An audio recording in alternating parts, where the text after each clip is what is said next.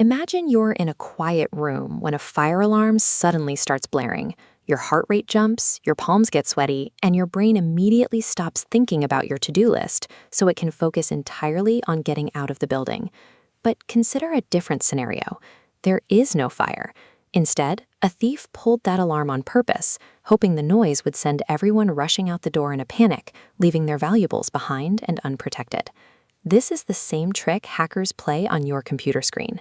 They use massive, urgent-looking warnings designed to mimic a system crash, all to trick you into believing your device is in immediate danger. This is called a virus hoax, or scareware. It's a specialized type of trick where the message on the screen is a lie.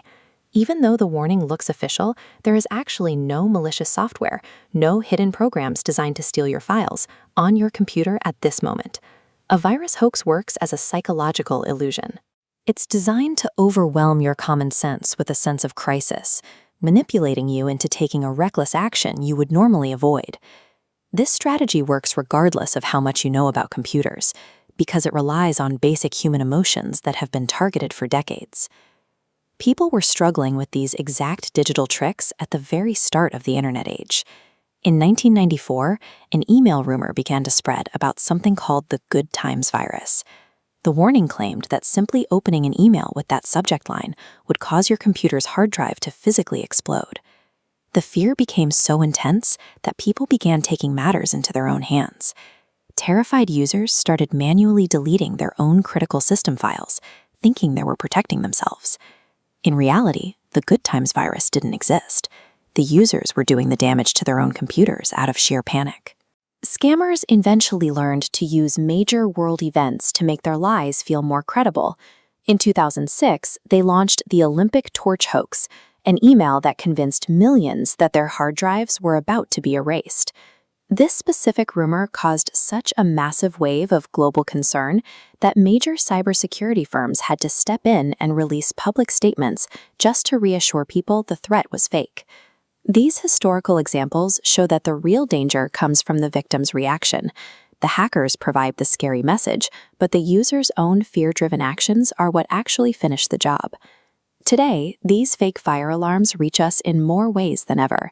You might see them as pop-ups in your web browser, urgent text messages on your phone, or fake tech support alerts landing in your email inbox. You can spot these traps by looking for a few specific clues. The most obvious is the use of extreme, threatening language. If a message demands you act right now or warns that your files will be destroyed, it's trying to stop you from thinking clearly. You can also look for sloppy mistakes. Legitimate software companies employ professional writers to make sure their alerts are perfect. If you see poor grammar, odd phrasing, or spelling errors, you're likely looking at a scam. Scammers also try to borrow credibility by using the logos of massive, trusted brands. They want you to believe the alert is coming from a global authority like Microsoft to make the fake threat feel official. They might even style a pop-up to look exactly like an Apple system warning.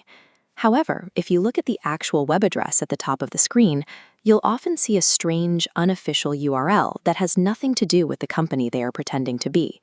When you stop to check for these clues, the forced urgency, the bad grammar, and the fake links, you take the power away from the scam.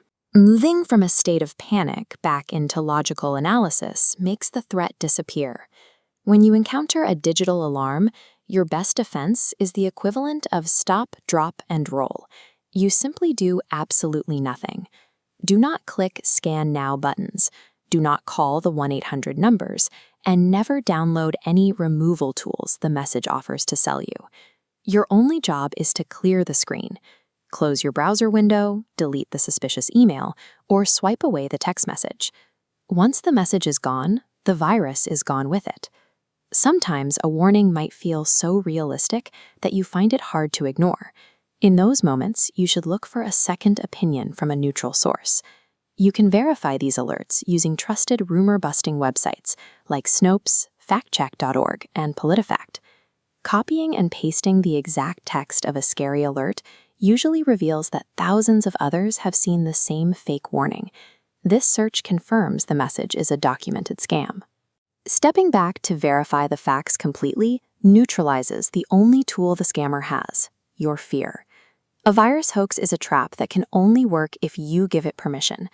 By staying calm and refusing to react, you become the strongest defense your computer has.